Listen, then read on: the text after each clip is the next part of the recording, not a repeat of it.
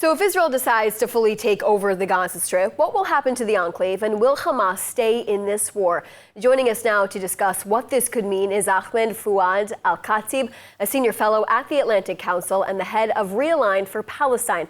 Ahmed, thanks so much for joining us today. Thanks for having me. So Prime Minister Netanyahu is expected to meet with his security cabinet tonight to approve plans for expanding the war. As someone who is from Gaza and openly is critical of Hamas, do you believe a move like this could ultimately play into Hamas's hands? I'm afraid the fact that this is coming 2 years late is going to contribute to a possible disaster for both the people of Israel and the people of Gaza. On the one hand, the Israeli soldiers are going to have a hard time dealing with the local population. They're going to have to provide for their humanitarian medical needs. They're going to have to manage a hungry, battered, tired population.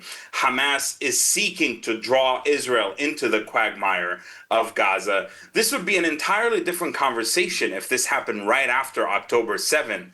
But the political capital that Israel had following the atrocity that took place in 2023 has largely been exhausted. And I would argue now the entire world is going to scrutinize every action that Israel does and takes in Gaza.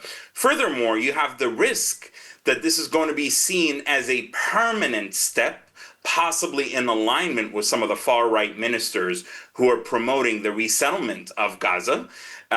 And so this is, I think, politically, strategically, militarily, is going to be a disaster unless there's a clear and a well-defined outcome that is time-bound and defined by specific milestones. Right. You mentioned before that this could harm civilians in Gaza, but also people who are Israeli. Military officials are warning that a full takeover of Gaza could lead to more Israeli casualties in the IDF and deepen the humanitarian crisis on the ground in Gaza.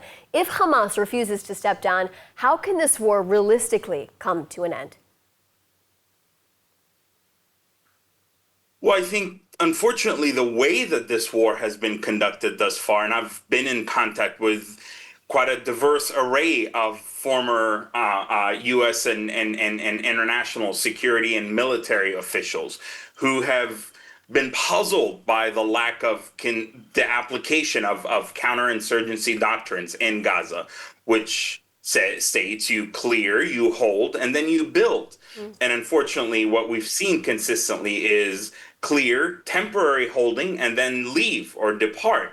And so there needs to be an effort to tactically address Hamas, but simultaneous with that, there needs to be an introduction of a viable Palestinian alternative to the group. I think elements of the Palestinian Authority, training them in Egypt, training them in Jordan, elements of the local people, training a local militia only under the supervision of the Palestinian Authority, not what's happening with Abu Shabaab right now under the Israeli purview, and then perhaps involving the Arabs, involving the region. And this is messy. This is going to take time. But that should have been happening on day 2 of the operation. And I'm afraid the Israeli government is 2 years late. Nevertheless, I believe that the alternative of a direct military occupation is a lose-lose scenario, because you're either, Israel will take over in no time. That's not the issue. It'll take a couple of days and Israel will be in full control. The issue is you're going to have an insurgency. You're going to be drawn into perpetual control. And then you either leave and Hamas simply responds, and by then maybe the hostages would have been harmed, right, or you're forced to stay there for a prolonged period of time, and that's a politically untenable situation. Right. So we're at this point, though, because negotiations are at a deadlock. Journalists from our partner network, Ynet, wrote last week in an article, Israeli officials believe Hamas is not genuinely interested in an agreement and is relying on international pressure while issuing what Israel describes as excessive demands. Do you see this as true? And if so, how? Well, to a certain extent, yes. Hamas is trying to, Hamas has lost the war effectively and is negotiating as if it's somehow a victor or a party of equal standing. And unfortunately, the only bargaining chip that Hamas has is the suffering of the 2 million people, and most importantly, the hostages, the remaining Israel, those who are living, and the bodies of the remaining hostages.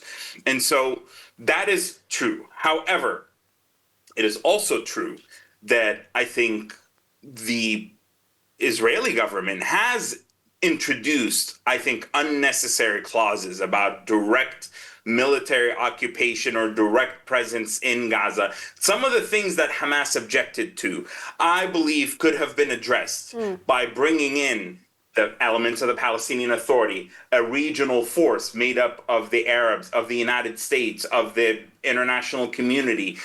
There could have been a way to outmaneuver Hamas in a way to fulfill some of their demands while actually introducing an alternative executive force, guys with guns other than the terror organization.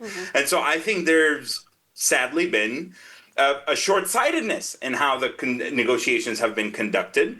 And so there is a kernel of truth, nevertheless, to the fact that Hamas is no longer interested in a deal that does not return it to some level of control as it was on October 6th, before October 7th. What I can share with you, speaking to hundreds of people in Gaza on a regular and weekly basis, is that there is the population itself is so extraordinarily angry and resentful and furious with the terror group at different levels. The people of Gaza see Hamas's behavior. They see through the tactics. They see the exploitation, the theft of the resources, the theft of the aid. And by the way, they're not, and I'm speaking about this from a Palestinian self-interest, like, and self-interested point of view. Like, these people of Gaza, they're not exactly pro-Israel or Zionist all of a sudden. They're simply saying, why are you prolonging our suffering unnecessarily? Why are you handing us on a silver platter to a far-right government? Why are you risking northern Gaza being settled? Ahmed, thank you so much for joining us. I've been following your work for a very long time, and I appreciate your voice in all of this. Thank you.